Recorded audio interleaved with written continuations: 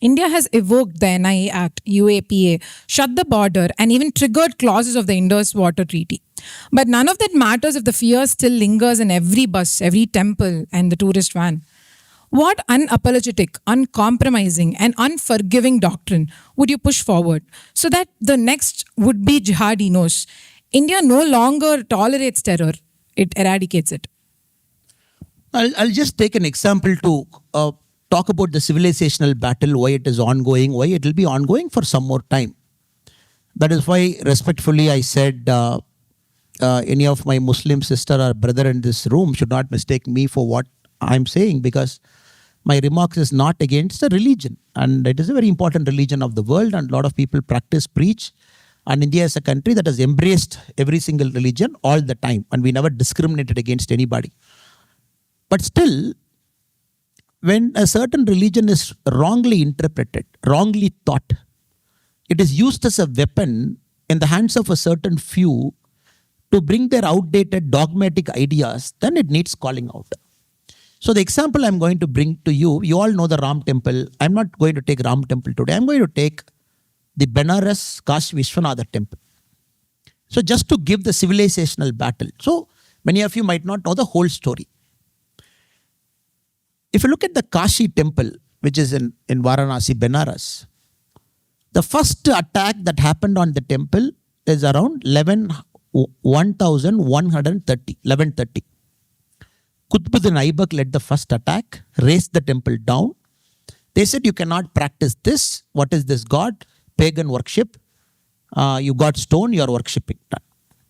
After that, Muhammad Ghori, before that Iltutmish, Sikandar Lodi, wave after wave, iconoclastic people came, brought the temple down. Again, people will build a temple, bring it down, up, down, up, down. During the reign of Akbar, there was a very famous priest there called Narayana Bhatt. And Narayana Bhatt's great grandson, Ganga Bhatt, happens to be the person who crowned Chhatrapati Shivaji. He did the crowning for him, his great grandson. So Narayana Bhatt then, he petitioned Akbar.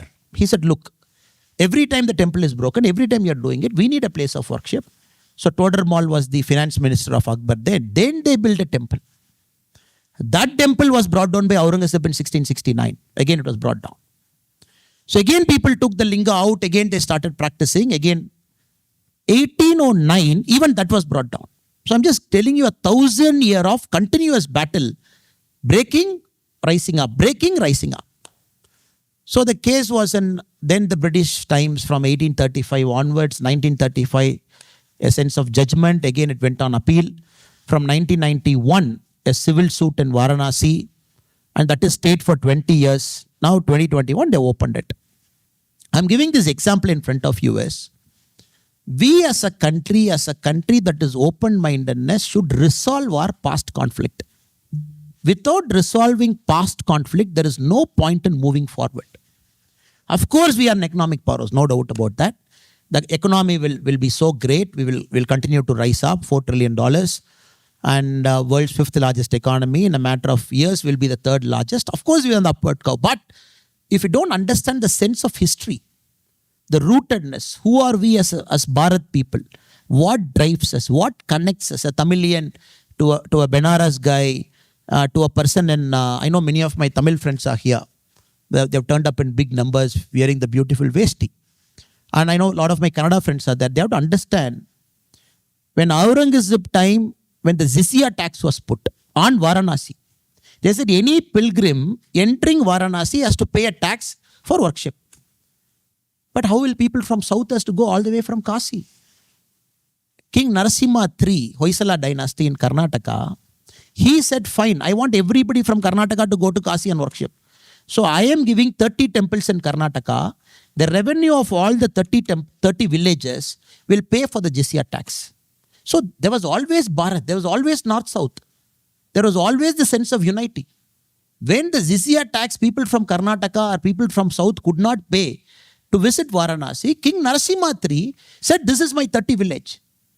The revenue of the 30 village, I will pay to the Mughals so that you should not stop anybody coming from South to go to Kashi.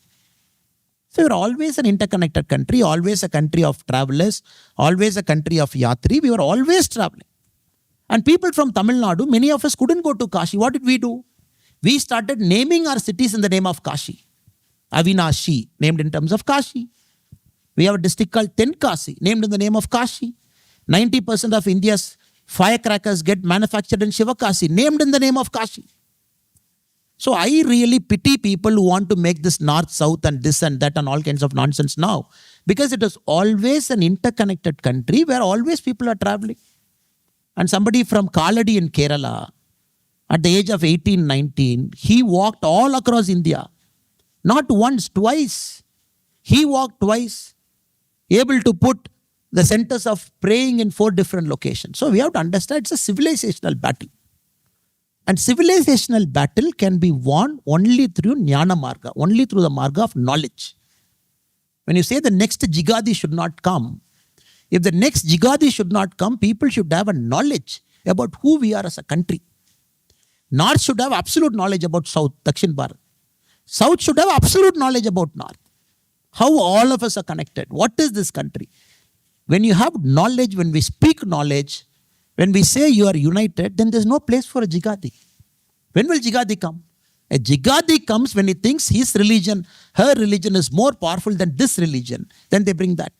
So I would only urge all my friends here, read more history, develop a sense of history, and understand who we are as a countryman. Don't go by people like me, the politician speeches, the speeches that happened during elections where we try to polarize you. No, don't go by that. Always understand, apply your mind, read it, have your sense of history so that nobody should have a place to come inside and play religious card to you so that a Jigadi comes there. So UAPA is an act, fine. With UAPA, how many Jigadi you can stop? When somebody wants to die in the name of religion, which UAPA is going to stop them? Which NIA is going to stop them? I'm willing to die in the name of religion. So then, the so-called other way of life, religion has to understand all of us are united. In fact, if you look at the sad story, 1809, when the temple again got dismantled in Kashi, do you know what the Brahmins of Kashi did? They all went to Ganga. They all removed their clothes. Naked people, they knelt down in front of Ganges because they started punishing themselves. Oh God, what can we do more than this? Waves after waves after wave, the temple getting attacked. They said we are giving punishment to ourselves. If you read that kind of record the British wrote, how the Brahmins of Kashi punished themselves. It's a horrific story. But we have to understand. Now suddenly we vilify certain community in our country. We vilify Brahmins. We vilify this. We vilify that. We have to tide over this. And that is my only answer. Because Jigadis will keep coming. Just yesterday in Canada, Vancouver. What did people do? Innocent people. Philippines people. They're celebrating their day. Somebody with a crude ideology takes their car, drives into it, kills 11 people. 18, 19 people injured. Another 4, 5 might die. The same thing happening day out, day in and day out across the world. That to US, Canada, UK, Germany, France, and most of the European countries, we are seeing this sudden wave in the last 10 years where people want to use any projectile to kill innocents. Because religion drives them so, it blinds them so much, they want to just go and kill. So let us use Jnana Marga, knowledge, learn, understand, open our mind. If there is a Islamic brother and sister with us, or anybody from any community with us, always have that open-minded conversation with them. Always develop the sense of give and take so that we resolve our past conflicts, because we have to resolve. Mathura, Kashi, you just have to resolve many, many things. Many things have to be resolved in our country with the spirit of openness, spirit of fraternity, spirit of brotherhood. Once we get resolved of this ghost, then you will see India's, Bharat's real takeoff. I'm sure you guys will get it done. So it is your century and your time, and you are the people, you should get it done. You should do it.